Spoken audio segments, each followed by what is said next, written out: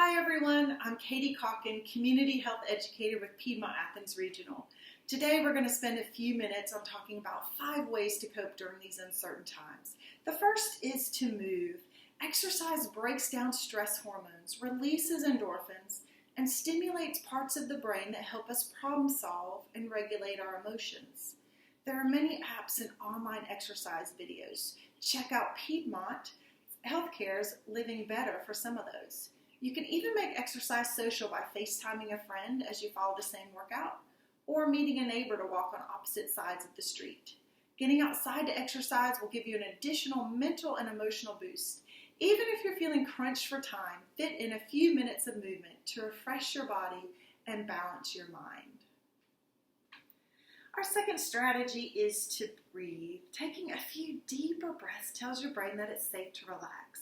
You can reduce feelings of stress and lower heart rate and blood pressure by using apps or YouTube videos for guided relaxation or meditation. Our default setting is a wandering mind and ever-changing emotions. During times of crisis, this normal ebb and flow ramps up and clamors for attention, and we can get hooked on difficult thoughts and emotions. Anchor yourself in your body and your environment when you feel anxiety overwhelming you. Let's practice that now. Put both feet on the floor, press your hands together, press your feet into the floor so that you are aware of your physical body.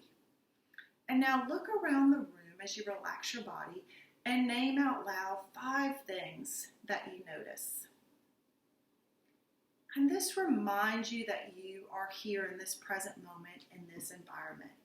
And then just take a couple of deeper breaths, being aware of that constant movement in your body.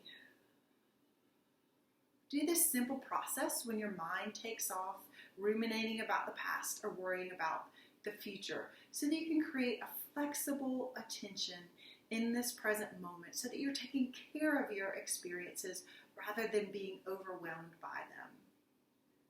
Our third strategy is to support each other.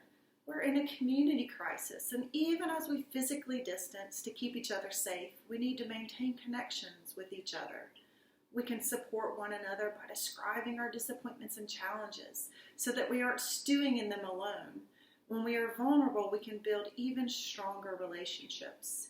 We can help each other by sharing our joys and things that we have found inspiring. We may also be able to support each other in practical ways while maintaining safe physical distances, such as talking to a neighbor on the phone to walk them through the process of ordering groceries online, or Skyping with a friend to show them how to cook a new recipe. The fourth strategy is to use technology wisely. News is available 24/7, so make sure you are aware of how much news is too much for you and your family. And get information on how to stay safe from reliable sources such as the CDC. Using technology for entertainment can be enjoyable, but catch yourself if you're overdoing it and isolating. Short breaks from the demands of life and a little bit of avoidance are healthy, but getting into a rut of detaching tends to amplify anxiety. Final strategy is to savor joy and meaning.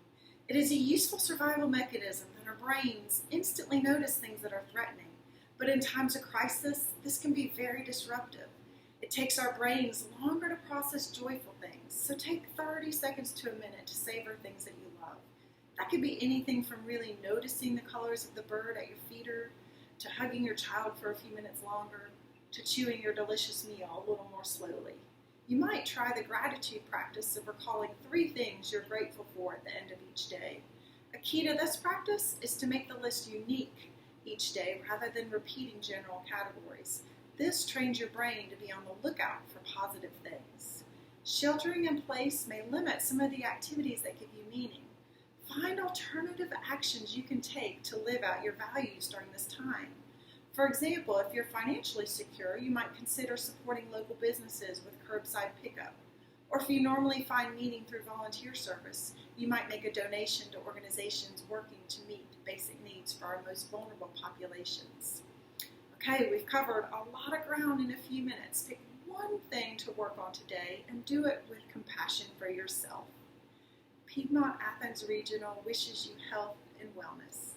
Take good care.